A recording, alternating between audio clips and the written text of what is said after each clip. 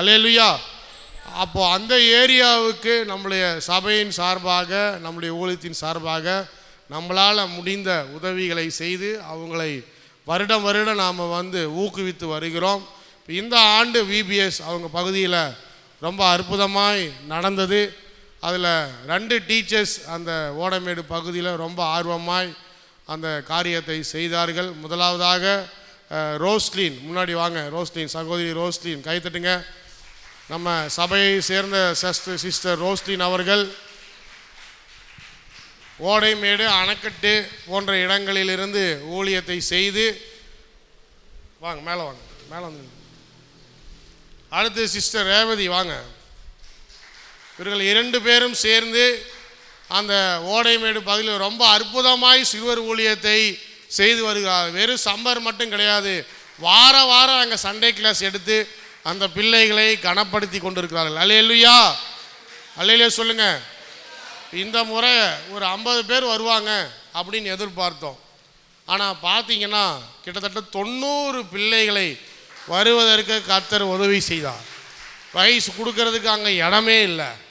அடுத்த வருஷம் அவங்க நம்ம பாதி பேரையாவது, அந்த இடத்துல இருக்கிற பாதி பேரையாவது நம்ம சபை VBSக்கு கொண்டு வருகிறோம் அப்படின்னு சொல்லி நமக்கு சொல்லியிருக்கிறாங்க. அதனால் கரங்களை தட்டி, இன்னொரு தடவை கரங்களை தட்டி ஓடமேடு பகுதிக்கு. அடுத்ததாக நம்முடைய சபையில் நடக்கிற VBS இதில் பார்த்தீங்கன்னு சொன்னால், போன 2 வருஷம் நம்மங்களுக்கு பிள்ளைகளே இல்லை. நம்ம விசுவாச பிள்ளைகள் நிறைய பேர் ஊருக்கு போயிடுறாங்க. அப்புறம் சுற்றி நமக்கு சரியாக அனுப்பக்கூடிய ஆட்கள் நமக்கு இல்லை. சரி, இந்த வருஷம் சரி எப்படி வச்சுருவோம், நம்ம இருக்கிற விசுவாச பிள்ளைகள் ஒரு 10 பேர் சேர்ந்தாலாவது அந்த 10 பேருக்காவது என்ன பண்ணலாம், VBS நடத்தலாம் அப்படின்னு சொல்லிட்டு நாங்கள் எதிர்பார்த்தது என்னமோ ஒரு 10 பேர் தான்.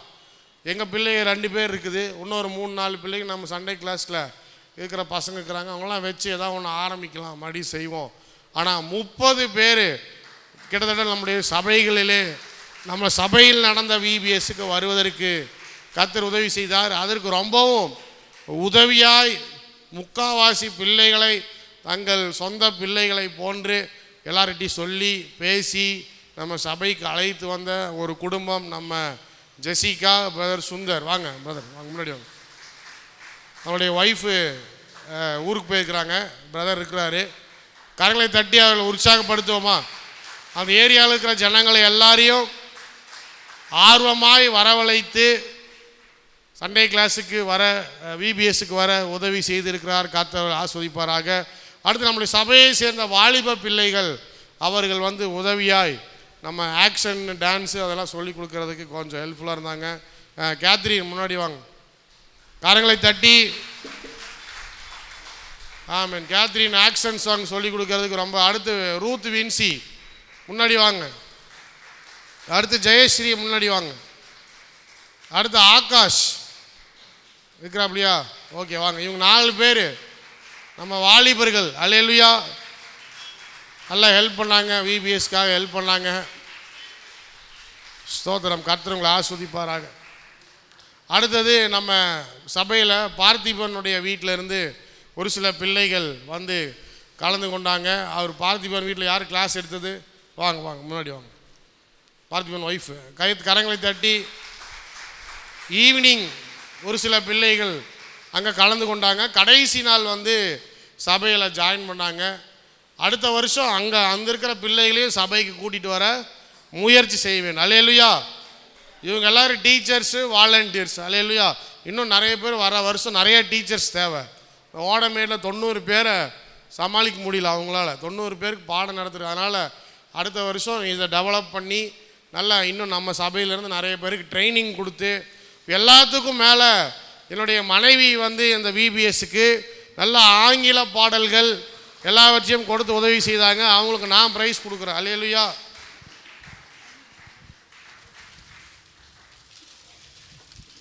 கரங்களை தட்டி அவர்களை உற்சாகப்படுத்துவோம். ஸ்தோத்திரம். கரங்களை நீட்டி இவங்களுக்கெல்லாம் ஜெபம் பண்ணுவோமா? நல்ல ஒரு ஆரம்பம் அற்பமானாலும் கர்த்தர் இதை தொடர்ந்து நடத்தும்படியாக நம்ம எல்லாரும் சேர்ந்து நல்ல ஆண்டவரே, இந்த நாளிலும் கூட இந்த விபிஎஸ் காரியத்தை செய்வதற்கு நீர் கொடுத்த கிருபைக்காக நன்றி. இந்த பிள்ளைகள் பொறுப்பெடுத்து நல்ல ஆண்டவரே அற்புதமாய் இந்த ஆண்டு உம்முடைய சிறுவர் ஊழியத்தை செய்திருக்கிறார்கள். ஒருவேளை நாங்கள் கனப்படுத்தினாலும் நீங்கள் கனப்படுத்த தவறமாட்டீர் ஆண்டவரே. அவர்கள் செய்த ஊழியத்துக்கு உண்டான பலனை கொடுக்க நீர் வல்லவராக இருக்கிறீர். தொடர்ந்து அவர்களை ஆசீர்வதியும். வருகிற ஆண்டும் இன்னும் அதிகமான பிள்ளைகளுக்கு ஆண்டவரே இவர்கள் உம்முடைய பாடத்தை சொல்லிக் கொடுக்க, வசனங்களை சொல்லிக் கொடுக்க கர்த்தர் உதவி செய்வீராக. குடும்பத்தை ஆசீர்வதியும். குடும்பத்தில் இருக்கிற தேவைகளெல்லாம் கர்த்தர் சந்திப்பீராக. பலப்படுத்துங்க, பொறுப்பெடுத்து வழி நடத்துங்க. சகல துதிக்கன மகிமையெல்லாம் உமக்கே செலுத்துகிறோம். இயேசுவின் நாமத்தினால ஜெபிக்கிறோம் நல்ல பிதாவே, ஆமென். கரங்களை தட்டி உற்சாகப்படுத்தும். தேங்க்யூ. அடுத்ததாக நம்ம சபையிலிருந்து நிறைய பேர் 2 பேர் சாப்பாடு செஞ்சு கொடுத்தாங்க. ஸ்தோத்திரம். லோவிசால் சிஸ்டரும் நகோமி சிஸ்டரும் நல்ல கடைசி நாள். கரங்களை தட்டி அவங்களை உற்சாகப்படுத்துங்க. அப்புறம் ஒரு சகோதரி ஜூஸ் போட்டு கொடுத்தாங்க. காணோம் அவங்கள, ஜூஸ் போட்டவங்கள. பரவாயில்ல, ஸ்தோத்திரம். ஜூஸ் போட்டு கொடுத்தாங்க, சாப்பாடு செஞ்சு கொடுத்தாங்க. நல்ல ஸ்தோத்திரம். அதனால் கர்த்தர் அவங்களுக்கு உண்டான பரிசு. அப்புறம் ஒரு சிஸ்டர் அவங்க பிள்ளைகள்லேருந்து கூட்டிகிட்டு வந்தாங்க. நீங்கள் எந்திரிச்சிருங்க, அவங்களுக்கு கரங்களை தட்டி உற்சாகப்படுத்துங்க. அவங்க வீட்டு பக்கத்தில் இருக்கிற பிள்ளைகளை கூட்டிகிட்டு வந்து உதவி செய்தாங்க. ஆமென், அல்லேலூயா. இந்த மாதிரியான ஆதரவை நிச்சயமாக நீங்கள் சபை கொடுக்கும்போது நிச்சயமாக கர்த்தர் அந்த ஊழியத்தை ஆசீர்வதிக்கிறார். நம்ம எல்லாரும் சேர்ந்து செய்தால்தான் இந்த ஊழியத்தை இன்னும் பெருக பண்ண முடியும். அதனால் தொடர்ந்து உங்களுடைய ஒத்துழைப்பையும் உங்களுடைய இதையும் தாங்க. இது உங்கள் வீட்டு பக்கத்தில் இன்னும் நிறைய சண்டே கிளாஸ் தொடங்குங்க. வெறும் நம்ம விபிஎஸ்க்கு வாங்கன்னு சொன்னால் வரமாட்டாங்க. சும்மா இருக்கிற நேரத்தில் பிள்ளைகளை என்கரேஜ் பண்ணுங்கள். சாக்லேட் கொடுத்து அவங்களுக்கு ஏதாவது சொல்லி கொடுங்க. சண்டே கிளாஸ் தொடங்குங்க. அப்புறம் அவங்களை சபைக்கு அழைத்து வாங்க. கர்த்தர் நிச்சயமாக உங்களை ஆசீர்வதிப்பார். பஞ்ச காலத்தில் கர்த்தர் நம்மளை எப்படி ஆசீர்வதிக்கிறார் அப்படின்னு சொல்லி கடந்த வாரத்தில் யோசேப்பை குறித்த ஒரு சில காரியங்களை நம்ம பார்த்தோம். எப்படி அவன் எகிப்து தேசத்திற்கு விற்கப்பட்டான், கர்த்தர் அதை அனுமதித்தார். யோசேப்புடைய வாழ்க்கையில் பல நன்மைகள் நடக்கவே இல்லை. தவறாய் சித்தரிக்கப்பட்டு பார்வோனுடைய அரண்மனையில் வேலை செய்யும் போது தவறான பெயர் அவனுக்கு கிடைத்து அவனை கொண்டு போய் சிறைச்சாலையில் செய்யாத தவறுக்கு அவனுக்கு தண்டனை கொடுத்தார்கள். இருந்தாலும் கர்த்தர் அவனோடு இருந்தார். படிப்படியாக அந்த சிறைச்சாலையிலே கர்த்தர் அவனை உயர்த்தினார். அவன் வாழ்க்கையில் இதெல்லாம் ஏன் நடக்குது அப்படின்னு சொல்லி அவனுக்கு தெரியாது. எவ்வளோ நேரத்தில் துன்பங்களையும் துயரங்களையும் யோசேப்பு தன்னுடைய வாழ்க்கையில் அனுபவித்த அந்த சூழ்நிலையிலும் ஒரு நாள் பார்வோனுக்கு கர்த்தர் என்ன பண்ணார், சொப்பனத்தை கொடுத்தார்.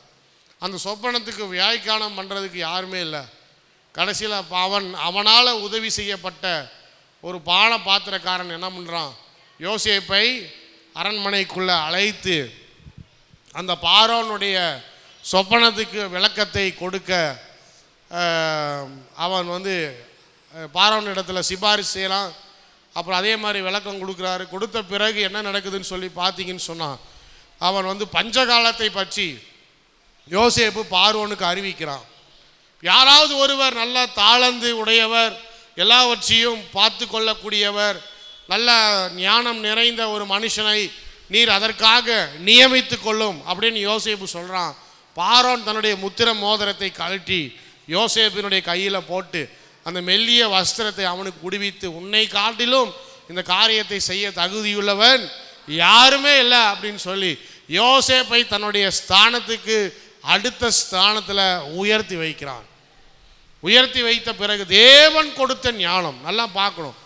தேவன் கொடுத்த ஞானம் அந்த பஞ்சகாலம் முழுவதிலும் தானியங்களை சேர்த்து வைப்பதற்கு யோசேப்புக்கு கற்றுக் கொடுத்து, அவன் மாத்திரமல்ல அந்த தூரத்திலிருந்து வருகிற அவனுடைய தகப்பனாருக்கும் அவனுடைய சகோதரர்கள் எல்லாருக்கும் உதவி செய்வதற்கு, யாக்கோபுக்கு உதவி செய்வதற்கு இவன் என்ன பண்ணுறான், தானியங்கள் எல்லாவற்றையும் கொடுத்து அவன் சந்ததி, அவனுடைய ஆடு மாடுகள், அவனை சுற்றி இருக்கிற சொந்தக்காரங்க எல்லாரையும் கூட்டிகிட்டு வந்து எகிப்தில் வாழ வைக்கிறான். அல்லேலூயா.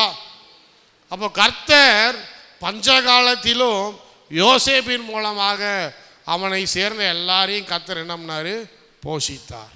அல்லேலூயா. அதற்கான புத்தி கூர்மையை கர்த்தர் அவனுக்கு கொடுத்திருந்தார். அப்போது ஒரு பஞ்சம் நடக்குதுன்னு சொன்னால், ஒரு தேசத்தில் தானியங்களுடைய தட்டுப்பாடு வருதுன்னு சொன்னால், அதை சமாளிக்கக்கூடிய அந்த அறிவையும் ஆற்றலையும் கர்த்தர் யாருக்கு கொடுத்துருக்கிறாருன்னு சொன்னால், விசுவாசிகளாகிய நமக்கு தான் கொடுத்துருக்கிறார். ஒருவேளை ஆளுகிறவன் பார்வோனாக இருக்கலாம், ஆனால் ஆட்சி செய்கிறவர்கள் கர்த்தருடைய பிள்ளைகள். அல்லேலூயா. தானியங்கள் யாருடைய பையில் இருக்கிறது? கர்த்தருடைய மக்களுடைய களஞ்சியங்களிலே தானியங்கள் இருக்கிறது. கர்த்தர் நம்மை தான் ஆசீர்வதிக்கிறார். அல்லேலூயா. மற்றவர்கள் பார்த்தா ஏதோ ஆசீர்வாதமாக தெரியும், அப்படி கிடையாது. உண்மையான ஆசீர்வாதம் நம்மளுடைய கையில் தான் இருக்கிறது. அடுத்தது இன்றைக்கு பார்க்கும்போது நம்ம எல்லாருக்கும் தெரிந்த ஒரு வேத பகுதி 1 ராஜாக்கள் 17ஆம் அதிகாரம். 1 ராஜாக்கள் 17ஆம் அதிகாரத்தில் எலியா தீர்க்கதரிசி ஊழியம் செய்த அந்த காலத்தில் ஆகாப் ராஜா, எசபேல், இவங்க 2 பேர் இருக்கும்போது கர்த்தர் பஞ்சத்தை அனுமதித்தார். இஸ்ரவேல் 2ஆக பிரிக்கப்படுகிறது. வடக்கு இஸ்ரேல், தெற்கு இஸ்ரேல். இந்த வடக்கு இஸ்ரேல், முதல்ல இஸ்ரேல் ஒரே தேசமாக இருக்குது, அப்புறம் சண்டை போட்டு பிரிகிறாங்க, 2ஆக பிரிகிறாங்க. வடக்கு இஸ்ரேல், தெற்கு இஸ்ரேல். தெற்கு இஸ்ரேல் தான் யூதா கோத்திரம் என்று அழைக்கப்படுகிறது. வடக்கு இஸ்ரேலில் அநேக கோத்திரங்கள் இருக்கும்போது இந்த ஆகாப் என்கிற ஒரு ராஜா என்ன பண்ணுகிறான்? எசபேல் என்கிற ஒரு பெண்ணை திருமணம் செய்கிறான். ஆனால் அவளோ பாகால் என்கிற தெய்வத்தை வணங்கக்கூடிய ஒரு ராணியாக இருந்தாள். அப்போ அவள் என்ன பண்ணுறா? தேசத்தில் இருக்கிறவர்கள் எல்லாரும் இந்த பாகாலைத்தான் வணங்க வேண்டும். இஸ்ரவேல் ஜனங்கள் உட்பட, ஆண்டவருடைய பிள்ளைகள் உட்பட, நீங்கள் எல்லாரும் இந்த பாகாலின் சிலைக்கு முன்பாக எல்லாரும் பணிந்து கொள்ள வேண்டும், நீங்கள் இவர்களை வணங்க வேண்டும் என்று சொல்லி எல்லாரையும் பாகால் பக்கம் திருப்பிட்டு இருக்கிறான். இந்த கடவுள் எதற்கு அடையாளம்னு சொல்லி பார்த்தீங்கன்னு சொன்னால், மழை பெய்யுறது, அப்புறம் விவசாயம் விளையிறது, அறுப்பு காலத்தில் அந்த அறுப்பு எடுக்கிறது, இதெல்லாம் யாரால் நடக்குது? இந்த கடவுளால் நடக்குது அப்படின்னு சொல்லி ஜனங்களுக்குள்ள எல்லாருக்கிட்டையும் பரவலான ஒரு ஐடியா பரவப்படுகிறது. இன்றைக்கு நம்ம சூரிய கடவுள்னு சொல்கிறோம். சந்திரனை வணங்குறவங்க நிறைய பேர் இருக்கிறாங்க. பொங்கல் என்ன பண்ணுறாங்க? பொங்கல் அப்போ சூரிய கடவுளுக்கு நன்றி சொல்கிறான். அப்போ என்ன சொல்கிறான்? சூரிய கடவுள் தான் விளைய செய்கிறாரு, சூரிய கடவுள் தான் மழையை கொடுக்குறாரு, சூரிய கடவுள் தான் அப்படின்னு சொல்கிறான். அதே போல் இந்த பாகால் தான் நம்முடைய தேசத்தில் விளைச்சலை கொடுக்கிறவள் அப்படின்னு சொல்லி, கொடுக்கிற தெய்வம் என்று சொல்லி எல்லாரையும் என்ன பண்ணாங்க? பாகால் பக்கம் திருப்பி கொண்டு இருக்கும்போது இந்த தீர்க்கதரிசி எழும்புகிறார். தீர்க்கதரிசிக்கு ஒரே கோபம்.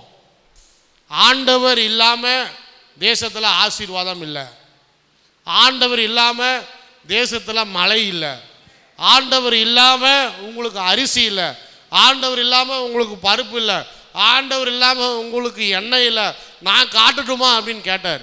சவால் விட்டார். ஆகா பார்க்குறான். உடனே இவர் சொன்னார், நான் சொல்லாமல் இனிமேல் இந்த தேசத்தில் ஒரு சொட்டு தண்ணியை நீ பார்க்க மாட்டா ஆகாப்புன்னு சொல்லிட்டார். எதுக்காக? கர்த்தர் தான் எல்லாவற்றையும் விளைய பண்ணுகிற தெய்வம் என்பதை அந்த மக்களுக்கு தெரிவிப்பதற்காக இந்த பஞ்சம். ஒரு சில நேரங்களில் நம்முடைய வாழ்க்கையில் பஞ்சம் ஏன் வருதுன்னா, ஆசீர்வாதத்தை கொடுக்கிறவர் யாருன்னு நம்ம தெரியாமல் இருக்கோம். அல்லேலூயா. ஆசீர்வாதத்தை கொடுக்கிற who is the source of our blessing? நமக்கு வருகிற ஆசீர்வாதம் எங்கிருந்து வருகிறது? யார் கொடுக்கிறா? பாகால் என்பது ஒரு சத்ரு, எசபேல் என்பவள் ஒரு திமிர் பிடித்த ஒரு பெண்மணி. எல்லாம் என்னால் தான் நடக்கிறது. புருஷனுக்கு பேச்ச கேட்கறது கிடையாது. புருஷனை மதிக்காத ஒரு பெண்மணி. வேத புஸ்தகத்திலே ஒரு கெட்ட பொம்பளை அப்படின்னு சொன்னால் அவள் தான். அவளை மாதிரி மோசமான பொம்பளை அங்கே எங்கேயுமே பார்க்க முடியாது. நான் யாரும் பேர் எசபேல் வச்சிடாதீங்க. யாரோ ஒருத்தர் தெரியாமல் எசபேல் வைக்கலான்னு இருக்கிறோம் அப்படின்னாரு. நான் சொன்னேன், முதல்ல பைபிளை படித்து பாரியா, அப்புறம் வெய். அப்போ தெரியாமல் யார் என்ன பண்ணிடாதீங்க, அந்த பேரை உங்கள் பிள்ளைகளுக்கு வச்சிடாதீங்க. ஒரு மோசமான ஒரு பெண்மணி. ஒரு சில நேரங்களில் நம்ம என்ன பண்ணுறோம் அப்படின்னு சொன்னால், இந்த எசபேலை போல என்னுடைய கையிலால தான் நான் வாழ்கிறேன், நான் சம்பாதிக்கிறதுனால தான் நான் உயிர் வாழ்கிறேன், நான் பண்ணுறதான் அப்படின்னு சொல்லி நானுன்னு சொல்லி நீங்கள் உங்களுக்குள்ளே ஒரு பாகாலை ஏற்படுத்தி கொள்ளுகிறீர்கள். கர்த்தர் ஆசீர்வாதத்தை கொடுக்கிறார் என்பதை மறந்து போகிறீங்க. எப்போ பார்த்தாலும் நான் தான் உழைக்கிறேன், நான் தான் பாடுபடுறேன், நான் தான் அப்படி, நான் தான் இப்படி. உன்னை காட்டிலும் நான் 10 பேர் அதிகமாக இருக்கிறான். நிறைய நேரங்களில் அப்படி உழைச்சா இப்படி உழைச்சா அப்படி கஷ்டப்பட்ட எல்லாம் கரெக்டு தான். ஆனால் ஆசீர்வாதம் யாருக்கிட்ட இருந்து வருகிறது? ஆண்டவர்கிட்ட தான் வருகிறது. நிறைய இடத்துல பார்க்கிறோம், பொத்தல் பை. நீ சம்பாரித்து போடுகிற பணம் எல்லாம் பொத்தல் பையில் போட்டினா எல்லாம் அப்படியே கீழே போய்கிட்டே இருக்கும், ஒன்றும் உனக்கு தங்காது அப்படின்னு சொல்கிறார். அப்போ சம்பாரித்து போடுற பணமும் பொத்தல் பையில் போடுற பணமாக தான் இருக்குது நிறைய பேருடைய வாழ்க்கை. ஏன்னு சொன்னால் கர்த்தர் தான் அந்த ஆசீர்வாதத்தை கொடுக்கிறார் என்பதில் அந்த அறிக்கை அவங்களுடைய வாழ்க்கையில் இல்லை. அப்போ எலியா தீர்க்கதரிசி அவர் ஏன் சவால் விடுகிறார்? இந்த தேசத்தினுடைய ஆசீர்வாதம் என்னுடைய தேவனாகிய கர்த்தரிடத்திலிருந்து தான் வருகிறது. நான் சொல்கிறேன், அவரை நீ அங்கீகரிக்காத வரைக்கும் இந்த தேசத்தில் ஒரு சொட்டு மழையை நீ பார்க்க முடியாது, ஒரு சொட்டு தண்ணியை நீ பார்க்க முடியாதுன்னு சொல்லிட்டாரு. எல்லாம் காஞ்சு போச்சு. ஒரே ஒரு ஆறில் மட்டும்தான் கொஞ்சோண்டு தண்ணி இருக்குது. வசனத்துக்கு போவோம். 17:1-4.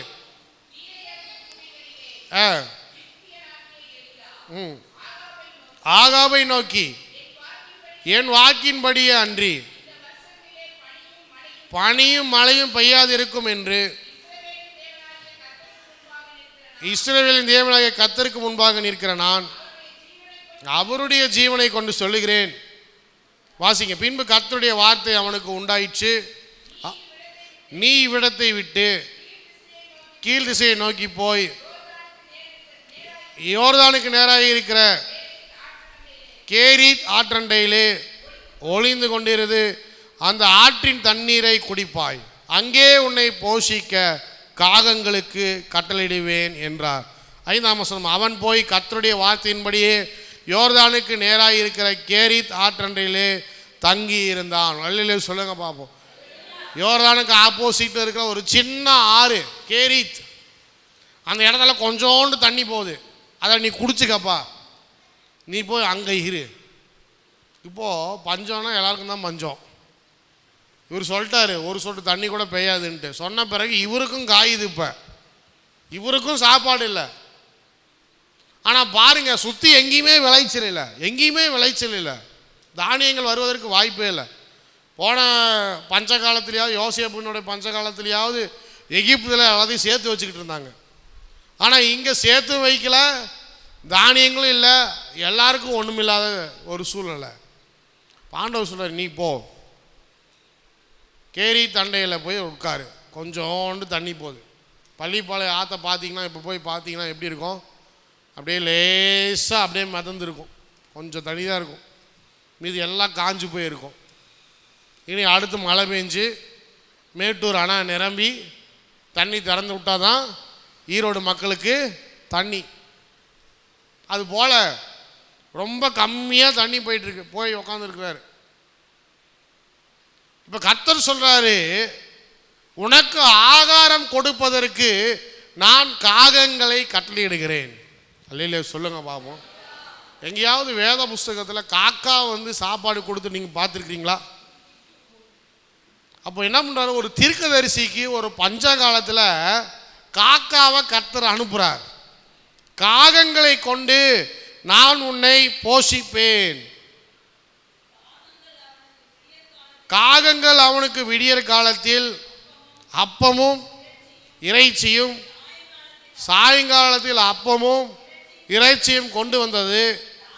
தாகத்திற்கு அந்த ஆற்றின் தண்ணீரை குடித்தான். அல்லேலூயா. காலையில் என்ன வந்துச்சு? அப்பம், பிரெட்டு, அது கூட சேர்த்து சிக்கன், மட்டன். அல்லேலூயா. இறைச்சி, பைபிளில் இறைச்சின்னு போட்டால் என்ன சொல்லுங்க? கூழ் இல்லை. பஞ்ச காலத்தில் கர்த்தர் காகங்களை கொண்டு போஷிக்கிறாருன்னு சொன்னால் ஏதோ கூழ் ஊற்றுறாங்க, நூடுல்ஸ் கொடுக்குறாங்க, அது என்னங்க அதுக்கு பேர்? நம்ம ஏழை மக்களுக்கெல்லாம் கஞ்சி, ஏதோ அரிசி கஞ்சி ஊற்றுறாங்க, கூழு கஞ்சி ஊற்றுறாங்க. அப்படி ஊற்றுறவர் நம்மளுடைய தேவனாகிய கர்த்தர் அல்ல. காகங்களுக்கு என்ன கட்டளை எடுக்கிறாருன்னா, அப்பமும் இறைச்சியும் நீ கொண்டு போய் என் தாசனாகிய எலியாவுக்கு கொடு. அல்லேலூயா சொல்லுங்க. அல்லேலூயா. இது எதை குறிக்குது அப்படின்னு சொல்லி பார்த்தீங்கன்னு சொன்னால், தேவன், நான் அடிக்கடி சொல்லுவேன், சாவரின் காட் அப்படின்னு சொன்னால் எல்லாவற்றையும் ஆளுகை செய்கிறவர், எல்லாவற்றையும் அறிந்திருக்கிறவர் அவர் தேவனாகிய கர்த்தர். அவர் தம்முடைய ஜனங்களுக்கு எப்படினாலும் போஷிப்பார். அல்லேலூயா. எப்படினாலும் போஷிப்பார், எந்த விதத்தில் அவர் போஷிப்பார். நிறைய நேரங்கள் நம்ம நினைக்கிறோம், நம்ம கொடுக்கலினா, நம்ம காணிக்கு கொடுக்கலினா பாஸ்டர் என்ன பண்ணுவார்? எப்படி? நம்ம கொடுக்கலினா பாஸ்டர் என்ன பண்ணுவார்? பாஸ்டர் காகத்தை வைத்து சிக்கனும் மட்டனும் சாப்பிட்டு கொண்டு இருப்பார். அல்லேலூயா. காலையில் பிரெட்டு கிடைக்கும்.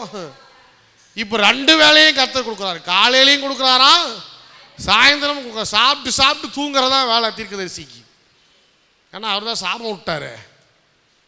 இதுக்கு மேலே இப்போ நிறைய பேர் நினைக்கிறோம், நம்ம கொடுக்கலன்னா நாம் அப்படியே நம்ம கையை மூடிக்கிட்டோன்னா நடக்காது, அப்படியே அந்த ஊழியம் நின்று போயிடும். ஒரு சில டைம் ஒரு சில ஆளுங்க மிரட்டி கூட பார்க்குறாங்க, நாங்கள் சர்ச் விட்டு போயிடுவோம், நாங்கள் போயிட்டோன்னா நீங்கள் என்ன பண்ணுவீங்க? பெரிய சர்ச்செல்லாம் கண்டுக்க மாட்டாங்க, நீ போனால் போயிட்டு போன்னு. இப்போ இந்த சின்ன சின்ன சர்ச்சிலலாம் இருக்கும்போது பாஸ்டருக்கு கொஞ்சம் பேர் பயப்படுறாங்க. என்னடா ஊழியத்துக்கு உதவியாக இருக்கிற ஒரு குடும்பம் இந்த மாதிரி நம்மளை மிரட்டுது, நாங்கள் போயிடுவோம். ஆனால் ஒன்று நல்லா தெரிஞ்சுக்கங்க, கர்த்தருடைய பிள்ளைகள் வெறும் பாஸ்டர் மட்டும் கிடையாது, ஆண்டவரை விசுவாசிக்கிற எல்லா கர்த்தருடைய பிள்ளைகளுக்கும் கர்த்தர் பஞ்சகாலத்தில் எப்படியும் போஷிப்பார். அல்லேலூயா. காலையில் அப்பமும் சிக்கனும் மட்டனும், அதே மாதிரி சாயந்தரமும் அப்பமும் மட்டனும், தண்ணிக்கு தண்ணி. அல்லேலூயா. இப்போ தண்ணி இருக்கிற இடத்தையும் கர்த்தர் தான் சொல்கிறார். அவனுக்கு தண்ணி இருக்கிற இடத்த யார் சொல்லி அனுப்பிச்சது? கர்த்தர். அப்போ அதையும் என்ன பண்ணியிருக்கிறார்? அந்த தண்ணியும் கொஞ்சம் நாளைக்கு வரும், அதை எலியா பயன்படுத்திக்கிட்டுன்னு சொல்லியே அனுப்புகிறார். அப்போ உண்மையாகவே தேவன் உங்கள் வாழ்க்கையில் கிரியை செய்கிறார். உண்மையாகவே கர்த்தர் உங்களுக்கு ஆசீர்வாதத்தை கொடுக்கிறார். உண்மையாகவே நீங்கள் கர்த்தருடைய ஆசீர்வாதத்தை பெற்றிருக்கிறீர்கள், அவருடைய பிள்ளையாக இருக்கிறீர்கள் என்ற விசுவாசம் உங்களுடைய வாழ்க்கையில் இருக்குதுன்னு சொன்னால், கர்த்தர் எலியாவை போஷித்தவாறு காகங்களை கொண்டு உங்கள் வாழ்க்கையில் அவர் போஷிக்க வல்லவராய் இருக்கிறார். அதுவும் ஒரு நாளைக்கு ஒரு முறை அல்ல, 2 முறை காகங்கள் அவனுக்காக பணிவிடை செய்தது. அல்லேலூயா. 2 முறை அவனுக்கு ஆகாரம் கொடுத்துட்டு போச்சு. இது தேவனுடைய கீழ்ப்படிதல், ஆண்டவரை சார்ந்து வாழ்கிற ஒரு வாழ்க்கை. இது 2 நம்முடைய வாழ்க்கையில் இருந்தால் போதும். கர்த்தர் சொன்னார், கீழ்ப்படிஞ்சான். அடுத்து அதே மாதிரி பாருங்க, இப்போ சேர்த்து வைக்கிறதும் கிடையாது, அனுதினமும் அவனுக்கு தேவையானதை கர்த்தர் காகங்களை கொண்டு போஷித்தார். அல்லேலூயா. இப்போ நாளைக்கு காக்கா வருமா வராதான்னு அவனுக்கு தெரியாது. இன்னைக்கு வந்துச்சு, இன்னைக்கு கொடுத்துச்சு, நாளைக்கு வருமா யோசனை பண்ணிகிட்டு இருப்பான். கரெக்டாக அந்த நேரத்தில் காக்கா வரும். காலையிலையும் கொடுக்கும், அதே மாதிரி சாயந்தரமும் கொடுக்கும். அடுத்த நாள் பார்ப்பான், இன்னைக்கு வருமா காக்கா? அதே மாதிரி ஒரு காக்கா வந்துச்சு. அல்லேலூயா சொல்லுங்க. பாஸ்டருடைய வாழ்க்கை இப்படித்தான். அன்னைக்கு இருக்கிற எலியா தீர்க்கதரிசி மாதிரி தான் இன்னைக்கு பாஸ்டருடைய வாழ்க்கை. இன்னைக்கு ஒரு காக்கா வருமா?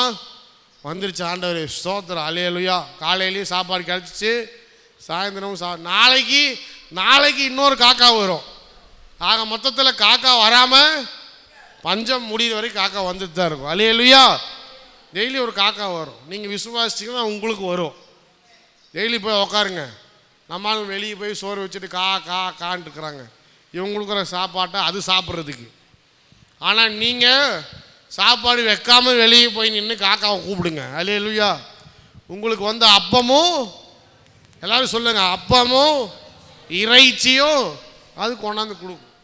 சோதரம் எதை குறிக்கிறது அப்படின்னு சொல்லலாம். தேவன் நம்மளை போஷிக்க வேண்டும் என்று நினைத்தால் எப்படி வேணாலும் அவர் போஷிப்பார், யாரை கொண்டுனாலும் போஷிப்பார். இப்போ காக்காவுக்கு பதில் கழுகு வந்திருக்கலாம். நான் யோசித்து பார்த்தேன், ஏன்டா காக்காவை அமிச்சார் ஆண்டவர், வேற ஏதாவது அனுப்ப வேண்டியது தானே. இப்போ பிடிக்காத, யாருக்கும் பிடிக்காத ஒரு பறவை என்னன்னு சொன்னால் அதுதான் காக்கா. தெரியுமா உங்களுக்கு? மைனா அழகாக இருக்கும், அடுத்து கழுகு கூட பார்க்குறதுக்கு அப்படி இப்படி அற்புதமாக இருக்கும். அப்படி நிறைய பறவைகள் இருக்குது. அந்த பறவைகளெல்லாம் அனுப்பியிருக்கலாம். அந்த பறவைகளை அனுப்பாமல் ஏன் காக்காவை அமிச்சார் தெரியுமா? அப்போது நம்ம வெறுக்கிறவன் கூட நமக்கு உதவி செய்வான். அல்லேலூயா. நீ யாரும் நினச்சி கூட பார்த்துருக்க மாட்ட, அவன்லாம் பஞ்ச காலத்துக்கு உனக்கு உதவியை கொண்டு வந்து கொடுப்பான். நீ எதிர்பார்க்குறவனா வரமாட்டான். நீ யாரெல்லாம் உயர்வாக நினைக்கிறியோ, யாரெல்லாம் அவங்க செய்வாங்க இவங்க செய்வாங்க, நம்ம குடும்பத்தாரெலாம் செய்வாங்க அப்படி இப்படின்னு நினைக்கிறியோ, அவன்லாம் ஒருத்தன் கூட வரமாட்டான், ஒருத்தன் கூட எட்டி பார்க்க மாட்டான். ஆனால் நீ எதிர்பார்க்காத இடங்களில் இருந்தெல்லாம் கர்த்தர் உனக்கு உதவியை அனுப்புவார். அதுக்கு தான் காக்கா வந்துச்சு. அல்லேலூயா. இப்போ இந்த தண்ணீரும் என்ன ஆகிட்டு இருக்கு, தேசத்தில் மழை பெய்யாதபடினால் சில நாட்களுக்கு பின்பு 7ஆம் வசனம், அந்த ஆறு வற்றி போயிற்று. அப்பொழுது கர்த்தருடைய வார்த்தை அவனுக்கு உண்டாயிற்று. அவர், நீ எழுந்து சீதோனுக்கு அடுத்த சாரிபாத் ஊருக்கு போய் அங்கே தங்கியிரு, உன்னை பராமரிக்கும்படி அங்கே இருக்கிற ஒரு விதவைக்கு கட்டளையிட்டேன் என்றார். இங்கே தண்ணி முடிஞ்சிச்சு. அடுத்து என்ன சொல்றார் ஆண்டவர்? எலும்புப்பா. யார் வேணாலும் பட்னியாக கிடக்கட்டும், ஆனால் கர்த்தருடைய தீர்க்கதரிசி நீ பட்னியாக இருக்கவே கூடாது. அல்லேலூயா சொல்லுங்க. இதுதான் ஆண்டவர் கொடுத்துருக்கிற, தீர்க்கதரிசி கொடுத்துருக்கிற ஒரு விசேஷித்த ஆசீர்வாதம். வெறும் தீர்க்கதரிசிக்கு மட்டும் இல்லை, கர்த்தருடைய ஊழியக்காரங்க எல்லாருக்குமே கர்த்தர் கொடுத்துருக்கிற ஒரு வரம் என்னன்னு சொன்னால், கண்டிப்பாக அவங்களோ அவங்க பிள்ளைகளோ ஊழியம் செய்கிற வரைக்கும் அவங்க பஞ்சத்திலும் பசியிலையும் பட்னியிலும் இருக்க மாட்டாங்க. யாரை வேணாலும் நீங்கள் போய் கேட்டு பாருங்க, ஏதாவது ஒரு வகையில் கர்த்தர் அவங்கள போஷிப்பார். அல்லேலூயா. அப்போ சொல்கிறாரு, நீ கிளம்பு, சாரிபாத் ஊருக்கு போ, அங்கே உன்னை கவனிக்கும்படி உன்னை பராமரிக்கும்படி ஒரு விதவைக்கு கட்டளையிட்டு இருக்கிறேன். ஒரு நல்ல குடும்பத்தில் இருக்கிற ஒருத்தவங்களுக்கு கட்டளை இல்லை, நல்ல பணக்கார குடும்பத்தில் இருக்கிறவங்களுக்கு கட்டளை இல்லை, எல்லாம் இருக்கிற ஒரு குடும்பத்துக்கு அனுப்பலை. கர்த்தர் எங்கே அனுப்புகிறாரு? விதவை வீட்டுக்கு போன்னு சொல்கிறார். விதவை வீட்டில் என்ன கிடைக்கும்? புருஷனும் கிடையாது. விதவை வந்து என்ன போய் வேலை செஞ்சு என்ன எப்படி நடத்தும்?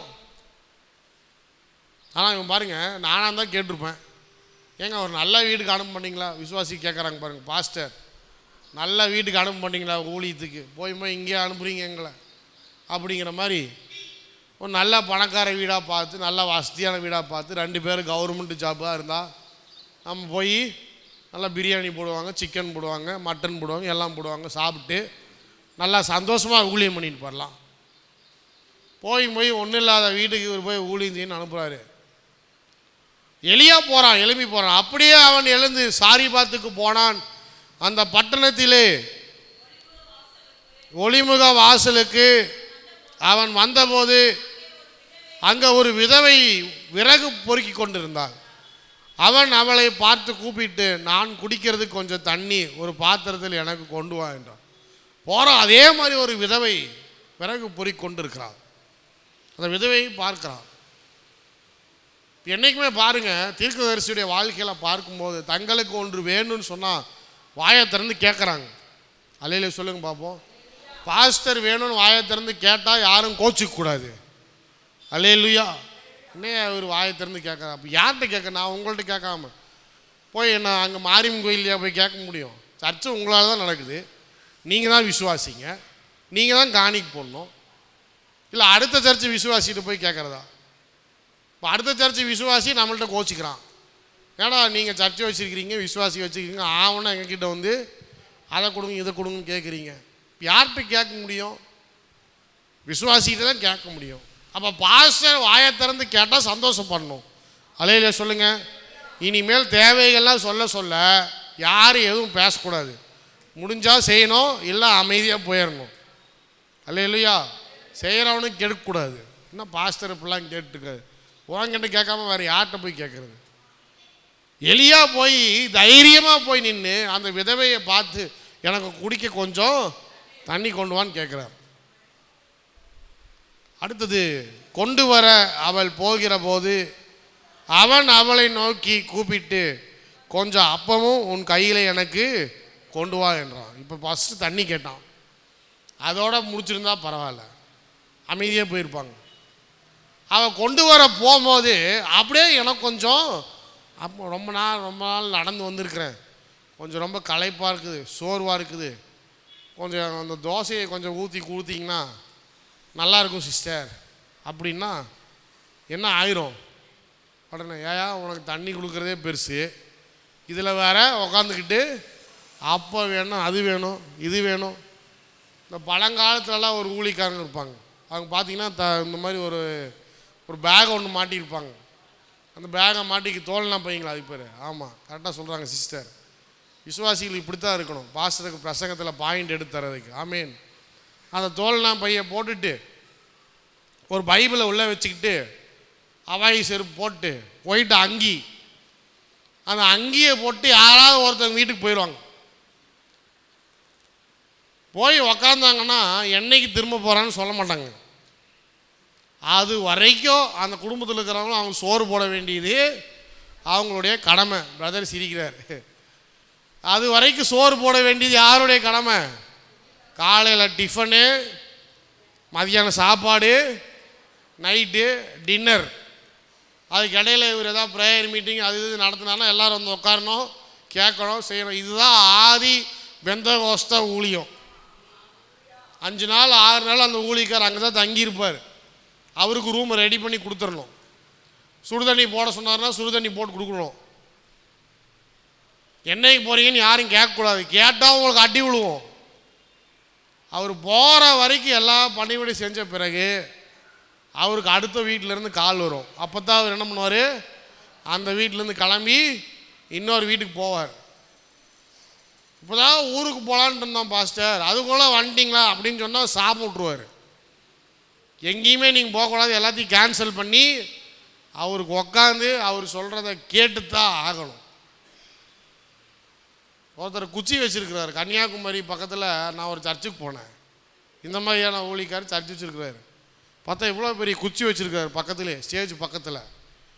நான் கூட எதுக்குறா குச்சி வச்சுருக்காருன்னா, திடீர்னு பார்த்தா குச்சி எடுத்து விசுவாசி மிரட்டுறாரு. டேய் உக்காடுறா முதல்ல கீழே அப்படிங்கிறாரு. உன் பையனை கூட்டிகிட்டு வா முதல்ல, இல்லைன்னா அவன் வெளுத்துருவான் பார்த்துக்க. வெளுத்து கன்னியாகுமரிக்காரங்க ஒரு மாதிரியாக பேசுகிறாங்க, அந்த பாஷையில் சொல்லி வெளுத்துருவான் அப்படிங்கிற. உடனே பயந்து அலண்டு வந்து என்ன பண்ணுறான், உக்காடுறான். சர்வீஸு காலையில் 9 மணிலேருந்து 1 மணி வரைக்கும் நடக்குது. 9 to 10, 10 to 11, 11 to 12, 12 to 1, 4 மணி நேரம் ஆறாவது நடக்குது. பாட்டு மட்டும் 2.5 மணி நேரம் நடக்கும். எவனா எந்திரிச்சு வெளியே போனால் குச்சி தான். நம்ம தான் ஒருத்தன் கூட சர்ச்சுக்கே போக மாட்டான் அந்த ஊரில். ஆனால் எல்லோரும் போகிறாங்க, அப்படித்தான் இருக்கிறாங்க.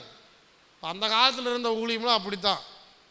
எதுக்கு சொல்கிறேன் அப்படின்னு சொன்னால், அவங்க வந்து வீட்டுக்கு வந்து எதையோ ஒன்று ஆசீர்வதிச்சு எடுத்துகிட்டு போயிடுவான். வண்டியா நல்லா இருக்கே பார்க்குறதுக்கு, எனக்கு ஊழியத்துக்கு தேவை, ஸ்தோத்திரம் ஆண்டவரே, இந்த வண்டியை கொடுத்ததுக்காக ஸ்தோத்திரம், உம்முடைய ஊழியத்துக்கு பயன்படட்டும், உம்முடைய ஆலயத்துக்கு பயன்படுத்துகிற சாவியை கொண்டா அப்படின்ட்டு சாவியை போட்டு ஓடிட்டு போயிடுவான். யாரும் ஒன்றும் சொல்லக்கூடாது. அப்படித்தான் வேணுங்கிறதெல்லாம் என்ன பண்ணாங்க, கேட்டு வாங்குறாங்க. இன்றைக்கி எல்லோரும் கோச்சிக்கிறான். நாடா பணத்தை பற்றி பேசுகிறதுக்கு பயமாக இருக்குது சர்ச்சில். ஏன்னா எல்லோரும் என்ன பண்ணுறாங்க, இப்போ அதுக்கு தான் சொன்னேன், ஆண்டவர் தான் நமக்கு ஆசீர்வாதத்தை கொடுக்குறாருங்கிறத மறந்து போகக்கூடாது. இப்போ நான் அப்படிங்கிறது எங்கே அதிகமாகுதோ அங்கே என்ன பண்ணுவோம், நம்ம தான் அப்படிங்கிறது அதிகமாகும்போது கர்த்தருக்கு கொடுக்குறத குறைச்சிக்கிட்டே வருவோம்.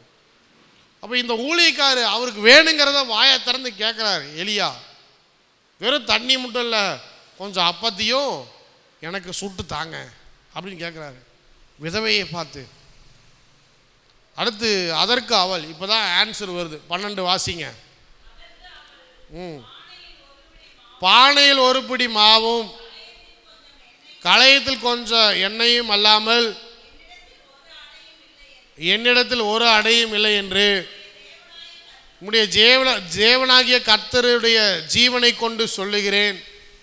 இதோ நானும் என் குமாரனும் சாப்பிட்டு செத்து போக அதை எனக்கும் அவனுக்கும் ஆயத்தப்படுத்தி இருக்கிறோம். அதற்காக தான் 2 விறகுகளை பொறுக்கி கொண்டிருக்கிறேன் என்றாள். இப்போ ஏன் ஆண்டவர் இங்கே போக சொன்னார் தெரியுமா?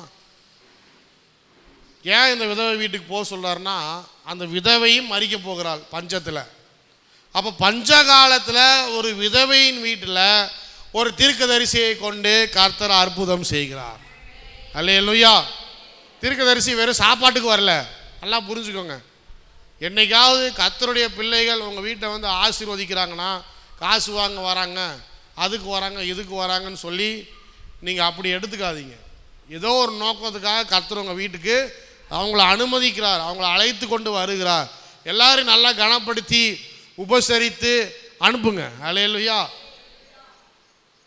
நிறைய நேரங்களில் இந்த சாரிபாத் விதவை வீட்டுக்கு ஏன் கர்த்தர் எலியாவை போக சொன்னார்னு சொன்னால், அப்பமும் இல்லை, எண்ணெயும் இல்லை, இருக்கிறத சாப்பிட்டு இன்றைக்கி நைட்டு நாங்கள் எல்லாம் செத்து போகலாம், சூசைட் கமிட் பண்ணிக்கலாம், நாங்கள் மரித்து போகலாம், நானும் என் குழந்தையும் சேர்ந்து மரித்து போகலாம் என்று சொல்லி சித்தமாய் இப்பொழுது என் மரணத்துக்காக நான் இந்த விறகுகளை பொறுக்கி கொண்டிருக்கிறேன்.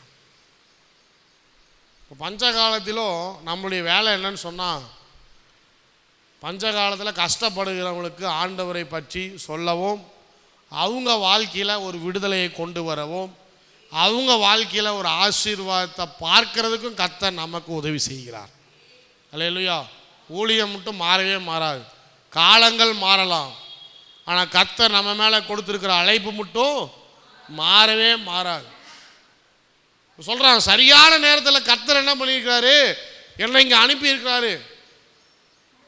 அப்போ எலியா சொல்கிறாரு 13, அப்பொழுது எலியா 13ஆம் வசனம், அப்பொழுது எலியா அவளை பார்த்து, பயப்படாதே, நீ போய் உன் வார்த்தையின்படியே ஆயத்தப்படுத்து, ஆனாலும் முதலில் அதிலே எனக்கு ஒரு சிறிய அடையை பண்ணி என்னிடத்தில் கொண்டு வா, பின்பு உனக்கும் உன் குமாரனுக்கும் பண்ணலாம். சரி, என்ன சொல்றாரு, நீ பண்ணு, சரி ரைட் ஓகே, நீ முடிவு எடுத்துட்ட. ஆனால் அந்த முடிவை நீ செயல்படுத்துறதுக்கு முன்பதாக ஒரு சின்ன ரெக்வஸ்ட்டு, அதில் ஒரு சின்ன அடை. நீ எவ்வளோ மாவு வச்சிருக்கிறியோ அது முக்கியம் இல்லை, நீ வச்சிருக்கிற அந்த கொஞ்சம் மாவிலும் ஒரு சிறிய அடைய கர்த்தராகிய தீர்க்கதரிசி ஆகிய கர்த்தருடைய தீர்க்கதரிசி ஆகிய எனக்கு கொஞ்சம் பண்ணி கொண்டு வா அப்படின்னு சொல்லி சொல்கிறார். இவள் கீழ்ப்படுகிறாள். அதே மாதிரி போய் என்ன பண்ணுறா, அவள் போய் எலியா சொன்னபடி செய்தால், அவளும் இவனும் அவள் வீட்டாரும் அநேக நாட்கள் என்ன பண்ணாங்க, இல்லை அதுக்கு முன்னாடி கர்த்தர் தேசத்தின் மேல் கட்டளையிடும் நாள் மட்டும் பானையின் மா செலவழிந்து போகவில்லை, கலசத்தில் எண்ணெய் குறைந்து போவதும் இல்லை என்று இஸ்ரவேலின் தேவனாகிய கர்த்தர் சொல்லுகிறார் என்றால், அவள் போய் எலியாவின் சொல்படியை செய்தால், அவளும் இவனும் அவள் வீட்டாரும் அநேக நாட்கள் சாப்பிட்டார்கள். இப்போ பஞ்ச காலத்தில் ஆசீர்வாதம் வரணும்னு சொன்னால், நீங்கள் இருக்கிற கொஞ்சத்திலும் கர்த்தரை கனம் செய்கிறவர்களாக இருக்க வேண்டும். அல்லேலூயா. ஆண்டவருக்கு கொடுக்கும்போது அரை மனசோடு கொடுக்கக்கூடாது, கால் மனசோடு கொடுக்கக்கூடாது, முழு மனசோடு கர்த்தருடைய பிள்ளைகளை, கர்த்தருடைய தீர்க்கதரிசியை நீங்கள் கனம் செய்யும் போது நிச்சயமாகவே உங்கள் குடும்பத்தில் அப்பமும் எண்ணெயும் ஒரு காலமும் குறைந்து போகாமல் இருக்கும். அல்லேலூயா. இதுதான் சீக்ரெட்டு. அவர் கேட்குறாரு, எனக்கு கொஞ்சம் கொண்டு வான்னு சொல்கிறாரு. கீழ்ப்படிடா. அதுக்கப்புறம் மரணத்தை பார்க்கவில்லை. செத்து போக வேண்டிய ஒரு சகோதரி, ஒரு விதவை பெண், இதற்கு மேலே எங்கேயும் போய் வேலை செஞ்சு சம்பாதிக்கவும் முடியாது, இருக்கிறத சாப்பிட்டு செத்து போகலாம். ஆனால் சொல்கிறாரு, நீ எனக்கு கொஞ்சம் வா, எனக்கு கொண்டு வா, எனக்கு கொஞ்சம் கொடு, நான் உன்னை ஆசீர்வதிக்கிறேன், நிச்சயமாக உங்கள் வீட்டில் பஞ்சகாலம் முடிகிற வரைக்கும் அப்பமும் எண்ணெயும் வீட்டில் குறையாமல் இருக்கும். நம்ம ஒரு சில நேரத்தில் என்ன பண்ணுறோம், நம்ம செய்கிற தவறை சொல்கிறேன். நமக்கு நல்லா வருமானம் வரும்போது என்ன பண்ணுறோம், ஆண்டவரை நல்லா கவனிக்கிறோம். நல்லா பணம் வந்துச்சு, அங்கேருந்து பணம் வந்துச்சு, இங்கேருந்து பணம் வந்துச்சு, சரி வந்த பணத்தில் நான் உதவி செய்கிறேன். உங்களுக்கு வராத போது நீங்கள் என்ன பண்ணுறீங்க? இப்போ கேள்வி அதுதான். உங்களுக்கு வராத போது உங்ககிட்டே கொஞ்சமாக தான் இருக்குது. ஒரு 500 ரூபா இருக்குது பாஸ்டர் இந்த வாரத்தை ஃபுல்லாக ஓட்டுறதுக்கு. இன்றைக்கி ஞாயிற்றுக்கிழமை, அடுத்த வாரம் திங்கக்கிழமை வரைக்கும் இந்த 500 ரூபாயில் தான் நான் ஓட்டணும் என் காலத்தை. என்ன பண்ணுறது? அப்போது கர்த்தர் உங்கள் இருதயத்தை சோதித்து பார்க்கிறார். அந்த பஞ்சகாலத்தில் உங்களுக்கு இருக்கிற கொஞ்சத்தில் நீங்கள் ஆண்டவரை எப்படி கனம் செய்கிறீர்கள்? நான் காலேஜ் படிக்கும்போது 4 சர்வீஸுக்கு கீபோர்டு வாசிப்பேன். தமிழ் சர்வீஸ் ஒன்று, இங்கிலீஷ் சர்வீஸ் ஒன்று. மதியானம் சாப்பிட்லான்னு போவேன், மலையாளத்துக்காரங்க வந்து கூட்டிகிட்டு போயிடுவானுங்க. அப்புறம் தெலுங்குக்காரங்க வேறு வருவானுங்க, அவங்க கூட்டிகிட்டு போயிடுவாங்க. அப்போது ஒவ்வொரு ஆராதனையிலையும் காணிக்கை எடுப்பாங்க. தமிழ் ஆராதனையும் காணிக்கை எடுப்பாங்க, இங்கிலீஷ் ஆராதனையும் காணிக்கை எடுப்பாங்க, அடுத்து ஆந்திராக்காரன்னு எடுப்பான், எல்லோரும் எடுப்பாங்க காணிக்கை. நம்ம வெறும் ஸ்டூடெண்ட்டு தான். எனக்கு ஒரு பாக்கெட் மணி 500 ரூபா கொடுப்பாங்க அந்த காலத்தில். 2005, 2004, 2005 அந்த 500 ரூபாயில் இங்கேருந்து கோயம்புத்தூருக்கு டிக்கெட்டு பார்த்திங்கன்னா 28 ரூபா. அப்போது எனக்குலாம் நல்லா ஞாபகம் இருக்குது. 28 ரூபா டிக்கெட்டு. அங்கே கோயம்புத்தூர்லேருந்து சாடி வயல் பஸ்ஸு பிடிச்சா அங்கே ஒரு 6 ரூபாய் 7 ரூபாய் 8 ரூபாய் டிக்கெட். அது மறந்து போச்சு. மொத்தமாக சேர்த்தா ஒரு 30-40 ரூபா, ஒரு 50 ரூபா செலவாகும் போய் சேர்றதுக்கு, அவ்வளோதான். அப்போ பஸ்ஸுக்காரனே சில்லறை கொடுத்துருவான். அடுத்து நான் வீட்டுக்கு வர வரைக்கும் அதான் எனக்கு பாக்கெட் மணி. ஆனால் பெருசாக அங்கே ஒன்றும் செலவு இருக்காது. மெஸ்ஸில் சாப்பாடு கிடைக்கும், மற்றபடி இந்த ஃபோட்டோ பிரிண்ட் அவுட் எடுக்கிறது, ஜெராக்ஸ் எடுக்கிறது, இந்த மாதிரியான செலவுகள் தான். அவன் பார்க்கும்போது என்ன பண்ணுவேன், ஒவ்வொரு ஆராதனைக்கும் என்ன பண்ணிடுவேன், இருக்கிறத போட்டுருவேன். ஒரு 50, 100, 150 என்ன கையில் இருக்கோ கொண்டு போனதை ஏதோ ஒன்று போட்டுருவேன். ஆச்சரியம் பாருங்கள், நான் சொல்கிறேன், இது வந்து ஒரு நல்ல சாட்சி. ஒரு சில நேரத்தில் அந்த மெஸ்ஸில் வந்து சாப்பாடு நல்லாவே இருக்காது. ஒரு சில நேரத்தில் சப்பாத்தின்னு ஒன்று போடுவான், அதை வாயிலே வைக்க முடியாது. பார்த்தா மெஷினில் என்னமோ போட்டு ஃபுல்லாக மேலே ஃபுல்லாக மாவாக இருக்கும், வெள்ளை வெள்ளையாக திட்டாக இருக்கும். நம்ம வீட்டில் சாப்பிட்டு அங்கே போய் சாப்பிட்டா நல்லாவே இருக்காது. அது ஒரு நாள். இன்னொரு நாள் முட்டையை போட்டு ஏதோ ஒரு ரைஸுன்னு ஒரு ரைஸை போடுவான், அதையும் வாயிலே வைக்க முடியாது. மற்ற நேரம் நல்லாயிருக்கும். அது 2 நாள். சரி, நான் என்ன பண்ணுவேன், காணிக்கை போட்டுருவோம் அப்படின்ட்டு போட்டுட்டு வரும்போது கரெக்டாக அந்த மெஸ்ஸில் கரெக்டாக அந்த நாள் வரும்போது, ஒரு நாள் திங்கக்கிழமையாக இருக்கும், ஒரு நாள் புதன்கிழமையாக இருக்கும். கரெக்டாக அந்த நாள் வரும்போது யாராவது ஒருத்தர் எனக்கு ஃபோன் அடிப்பான். என்ன ஃபோன் அடிப்பானா, வா வா அப்படின்னு கூப்பிடுவான். எங்கடா போகிறேன்? ஒரு ஹோட்டலுக்கு போகிறேன் சாப்பிட்றதுக்கு, கம்பெனிக்கு ஆள் இல்லை, நீ வா உனக்கு நான் சாப்பாடு வாங்கி தரேன்னு கூட்டிகிட்டு போய் நல்லா பிரியாணி சில்லி சிக்கன் வாங்கி தருவான். அல்லேலுயா சொல்லுங்க பாபு, அல்லேலுயா. இன்னொருத்தன் இருக்கிறான், இந்த தெலுங்கில் போய் வாசிப்பேன்னு சொன்னால தெலுங்குக்காரன். அவன் என்ன பண்ணுவான், நாங்கள் தெலுங்கு ஆராதனையை முடிச்சுட்டு போகலாம் அப்படின்னு சொல்லி போகும்போது, இப்போ போய் நீ என்ன பண்ண போகிறவா அப்படின்னு கூட்டிகிட்டு போய், அவன் நல்லா கிட்டார் வாசிப்பான், நான் கீபோர்டு வாசிப்பேன், அவன் கிட்டார் வாசிப்பான். அவன் வந்து எம்இ படிக்கிறான், நான் பிஇ படிக்கிறேன். என்னோட பல வயசு அவனுக்கு அதிகம். ஆனால் நாங்கள் 2 பேரும் நண்பர்கள். நான் வந்து பேச்சுலர்ஸ் படிக்கிறேன், அவன் வந்து மாஸ்டர்ஸ் படிக்கிறான். 2 பேர் எப்படி ஃப்ரெண்ட் ஆனோன்னா, கீபோர்டு வாசிக்கிறது கிட்டாரை வாசிக்கிறதெல்லாம் ஃப்ரெண்ட் ஆனோம். இப்போது அந்த தெலுங்கு ஆராதனை முடித்த பிறகு அவன் கூட்டிகிட்டு போவான். கூட்டிகிட்டு போய் ஆராதனை முடிச்சுட்டு உடனே போனால் நல்லா இருக்காது, ஒரு பிரியாணி சாப்பிட்டு போகலாம் அப்படின்ட்டு எனக்கும் சேர்த்து அவனே என்ன பண்ணிடுவான், காசு கட்டி. எல்லா வாரமும் அவன் தான் காசு கட்டியிருக்கிறான். ஒரு நாள் கூட நான் பாக்கெட்லேருந்து எடுக்கலாம், நீ எடுப்பேன், நீ எடுக்காத வை அப்படின்னு சொல்லி அவ்வளோ ஒரு நல்ல நண்பர்கள். அல்லையே சொல்லுங்க பார்ப்போம். அப்போது எலியா மாதிரி கர்த்தரை கனம் செய்யும்போது கர்த்தர் பலரை வைத்து என்ன பண்ணுறாரு, நம்மளை போஷிக்கிறவராக இருக்கிறாரு. நான் ஒரு நாள் கூட அந்த காரணியாவை சுற்றி இருக்கிற பல ஹோட்டலில் சாப்பிட்ருக்கேன். பல வேலைகளில் பலர் தான் எனக்கு என்ன பண்ணியிருக்கிறாங்க, வாங்கி கொடுத்து யாரும் பில்லு கட்ட வேணான்னு சொல்லி அவனே கட்டிட்டு போயிருக்கிறான். ஆனால் எனக்கு ஆப்ஷன் இருக்குது. என்ன பண்ணலாம், சரி நமக்கு வேணும், நம்ம தேவைகளுக்கு வேணும் அப்படின்னு சொல்லி நம்ம அதை எடுத்து வைக்கலாம். ஆனால் இல்லை, எத்தனை முறை எத்தனை ஆராதனைக்கு போனாலும், எத்தனை முறை உங்கள் பக்கத்தில் காணிக்க போய் வந்தாலும் தெரியாத மாதிரி, பார்க்காத மாதிரி, அப்படி இப்படின்னு உங்கள் தலையை என்ன பண்ணாதீங்க, திருப்பாதீங்க. ஏன்னா அதில் ஒரு மிகப்பெரிய ஆசீர்வாதத்தை இழந்து போகிறீங்க.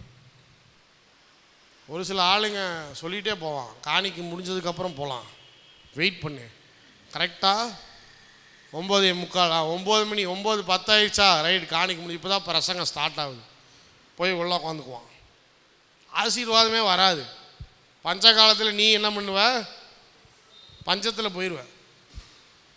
அதனால் கர்த்தர் ஆண்டவருக்காக கொடுங்க. நான் யாரையும் நிறையெல்லாம் கொடுக்க சொல்லுவேன். உங்ககிட்ட என்ன இருக்குது? இந்த விதவையினுடைய வாழ்க்கையில் பார்க்கும்போது அவங்கக்கிட்ட நிறைய இல்லை. அல்லேலூயா. கர்த்தர் போக சொல்லணும்னா நல்ல பணக்கார வீட்டுக்கு அனுப்பியிருக்கலாம் தீர்க்கதரிசியா. இன்றைக்கி இருக்கிற எல்லா தீர்க்கதரிசியும் பணக்கார வீட்டுக்கு தான் போகிறான். யார் ஏழை வீட்டுக்கெலாம் போகிறதில்ல. எலியாவை எங்கே அனுப்புகிறாரு, ஏழை வீட்டுக்கு தான் அனுப்புகிறாரு. உங்ககிட்ட என்ன இருக்கோ அதில் கொஞ்சம் எனக்கு பண்ணி கொடு. எதுக்காக அப்படின்னு சொன்னால் அது கீழ்ப்படுகிறா. சாரி பார்த்து விதவை என்ன பண்ணுறா, தீர்க்கதரிசி சொன்ன போது அதுக்கு கீழ்ப்படுகிறா. சரி, எப்படி நம்ம சாவதானே போகிறோம், பாவம் அந்த தீர்க்கதரிசி எங்கேருந்து வந்திருக்கிறாரு, கர்த்தருடைய ஊழியக்காரன்னு சொல்கிறாரு, ஏதோ கொஞ்சம் பண்ணி கொடுத்துட்டு நம்ம செத்து போயிடுவோம் அப்படின்னு சொல்லி கொஞ்சம் பண்ணி கொடுக்குறான். நிறைய கொடுக்கல, தனக்கு இருக்கிறதுல கொஞ்சம் கொண்டாந்து கொடுக்குறான். ஆனால் தீர்க்கதரிசி ஆசீர்வதிக்கிறாரு. பஞ்சம் முடிகிற வரைக்கும் உன் வாழ்க்கையில் உனக்கு அப்பமும் எண்ணெயும் உன் வாழ்க்கையில் குறையவே குறையாது. அல்லேலூயா. அப்போ என்றைக்குமே நம்மக்கிட்ட ஆண்டவருக்காக கொடுங்க அப்படின்னு சொல்லி வரும்போது நிறைய இல்லைனாலும் பரவாயில்ல, நம்மக்கிட்ட இருக்கிற கொஞ்சத்தில் கர்த்தரை கனப்படுத்த தெரிந்து கொள்ள வேண்டும். இதுதான் பஞ்ச காலத்தில் தேவன் நம்மை ஆசீர்வதிப்பதற்கு ஒரு மிகப்பெரிய ஒரு ஆசீர்வாதத்தின் திறவுகோலாய் நம்முடைய வாழ்க்கையில் அமையும். அல்லேலூயா. அப்போ தேவன் தம்முடைய பிள்ளைகளை, தம்முடைய தீர்க்கதரிசியை, தம்முடைய ஊழியக்காரனை, தம்முடைய மகனை, தம்முடைய மகளை போஷிக்க வேண்டும், நடத்த வேண்டும் என்று நினைத்தால் நிச்சயமாக காகங்களை கொண்டு செய்வார். நிச்சயமாக ஒரு ஏழை விதவை அவருடைய வீட்டிலிருந்து கர்த்தர் செய்வார், நிச்சயமாக நடத்துவார். அதே போல் நம்முடைய வாழ்க்கையில் பஞ்சகாலம் வந்தால் பயந்து போகக்கூடாது. நம்ம என்ன செய்ய போகிறோம், எப்படி வாழ போகிறோம், எப்படி நடத்த போகிறோம் அப்படின்னு சொல்லி பயப்படக்கூடாது. கர்த்தரை கனப்படுத்துகிறவங்களாக இருக்க வேண்டும். நம்முடைய பொருளாதாரம் எப்படி இருக்கிறது அப்படிங்கிறத பார்த்து அளந்து ஊற்றக்கூடாது. ஆண்டவருக்கு உண்மையாகவே உள்ளத்திலிருந்து, உள்ளத்தின் வசனம் சொல்லுது, மன மகிழ்ச்சியாக என்ன பண்ணுங்க, உள்ளத்தின் நிறைவில் நீங்கள் என்ன பண்ணுங்க, கர்த்தருக்கு கொடுங்க அப்படின்னு சொல்லுது. அதனால் கர்த்தருடைய ஊழியத்துக்கு கொடுக்கும்போது, ஊழியக்காருக்கு கொடுக்கும்போது, தீர்க்கதரிசிக்கு கொடுக்கும்போது உங்ககிட்ட என்ன இருக்குது அப்படிங்கிறத பார்க்காதீங்க. கொஞ்சமாக இருக்கா, கொஞ்சத்திலே அவரை கனப்படுத்துங்க. கர்த்தர் நிச்சயமாய் பஞ்சகாலம் முழுவதிலும் உங்களை போஷித்து உங்கள் வீட்டில் இருக்கிற எண்ணெயும் மாவும் குறையாதபடி கர்த்தர் செய்வார். எழும்பி நிற்போம், ஜெபம் செய்வோம். வேற ரகசியம் ஒன்றும் கிடையாது. கர்த்தர் உங்களுக்கு ஆசீர்வாதத்தை கொடுக்குறார். ஆண்டவர் கேட்கும்போது கொடுத்து பழகுங்க. உள்ளத்தில் மன நிறைவோடு கொடுங்க. கொஞ்சத்திலும் உண்மையாக இருங்க. கர்த்தர் உங்களை அநேகத்தில் அதிபதியாய் மாற்றுவார். நல்ல ஆண்டவரே, இந்த நாளிலும் கூட நீர் எங்களை ஆசீர்வதித்து வழிநடத்தி வந்ததுக்காக நன்றி செலுத்துகிறோம். பஞ்சகாலத்திலும் தேவனுடைய ஆசீர்வாதம் யோசேப்புடைய வாழ்க்கையில் பார்த்தோம், எலியாவின் வாழ்க்கையில் பார்த்தோம். மறுபடியுமாக எலியா ஜெபம் செய்தான், மழை பெய்தது, தானியங்கள் எல்லாம் விளைந்தது. அதுவும் கர்த்தருடைய கையில் தான் இருக்குது. ஒரு மனுஷனுக்கு ஆசீர்வாதத்தை கொடுப்பவர் கர்த்தர். ஒரு தேசத்துக்கு ஆசீர்வாதத்தை கொடுக்கிறவர் கர்த்தர். ஒரு தேசத்துக்கு விளைச்சலை கொடுப்பவர் எங்கள் தேவனாகிய கர்த்தர். நீங்கள் எங்கள் தேசத்துக்குள்ள விளைச்சலை கர்த்தர் கட்டளையிடும்படியாக நாங்கள் செபிக்கிறோம். கர்த்தருடைய பிள்ளைகளை கொண்டு ஒவ்வொருவரையும் நீர் போஷிக்கும்படியாக நாங்கள் செபிக்கிறோம். சாரிபாத் விதவையை போல இந்த பஞ்சத்தில் நாங்கள் மரித்து போக வேண்டும் என்று சொல்லி யாரெல்லாம் விறகுகளை பொறுக்கி கொண்டிருக்கிறார்களோ அவங்களுடைய வாழ்க்கையெல்லாம் ஒரு மாற்றத்தை எங்களை கொண்டு கர்த்தர் நீர் செய்யும்படியாக செபிக்கிறேன். அந்த ஒவ்வொருவரையும் ஆசீர்வதிங்க, அவன் குடும்பத்தை ஆசீர்வதிங்க, தேவைகளெல்லாம் சந்திங்க, பலப்படுத்துங்க, சகாயம் செய்யுங்க. சகல துதிக்கிற மகிமையெல்லாம் உமக்கே செலுத்துகிறோம். இயேசுவின் நாமத்தினால செபிக்கிறோம் நல்ல பிதாவே. திறந்திடுவார் கதவை, திறந்திடுவார் எனக்காய் கதவை, திறந்திடுவார் அடைத்திடுவார் கதவை, அடைத்திடுவார் எதிரியின் கதவை, அடைத்திடுவார். சத்துரு ஒரு வழியாய் வந்தார், ஏழு வழியாய் ஓடி போவார். துன்பங்கள் நேரிடும் வேளைகள் அவர் கிருபையால் என்னை தாங்கிடுவார். சத்துரு ஒரு வழியாய் வந்தார், ஏழு வழியாய் ஓடி போவார். துன்பங்கள் நேரிடும் வேளைகள் அவர் கிருபையால் என்னை தாங்கிடுவார். திறந்திடுவார் கதவை, திறந்திடுவார் எனக்காய் கதவை, திறந்திடுவார் அடைத்திடுவார் கதவை, அடைத்திடுவார் எதிரியின் கதவை, அடைத்திடுவார். திறந்திடுவார் கதவை, திறந்திடுவார் எனக்காய் கதவை, திறந்திடுவார் அடைத்திடுவார் கதவை, அடைத்திடுவார் எதிரியின் கதவை, அடைத்திடுவார். இயேசு கதவை திறந்தார், யாராலும் அடைக்க முடியவில்லை. இயேசு கதவை அடைத்தார், யாராலும் திறக்க முடியவில்லை. இயேசு கதவை திறந்தார், யாராலும் அடைக்க முடியவில்லை. இயேசு கதவை அடைத்தார், யாராலும் திறக்க முடியவில்லை. வெண்கல கதவை உடைத்து பாதைகள் எல்லாம் சமமாக்குவார். எரிகோவின் மதிலும் யோர்தானும் ஒன்றொன்றாய் வழி மாற்றிடுவார். வெண்கல கதவை உடைத்து பாதைகள் எல்லாம் சமமாக்குவார். எரிகோவின் மதிலும் யோர்தானும் ஒன்றொன்றாய் வழி மாற்றிடுவார். திறந்திடுவார் கதவை, திறந்திடுவார் எனக்காய் கதவை, திறந்திடுவார் அடைத்திடுவார் கதவை, அடைத்திடுவார் எதிரியின் கதவை, அடைத்திடுவார். திறந்திடுவார் கதவை, திறந்திடுவார் எனக்காய் கதவை, திறந்திடுவார் அடைத்திடுவார் கதவை, அடைத்திடுவார் எதிரியின் கதவை, அடைத்திடுவார்.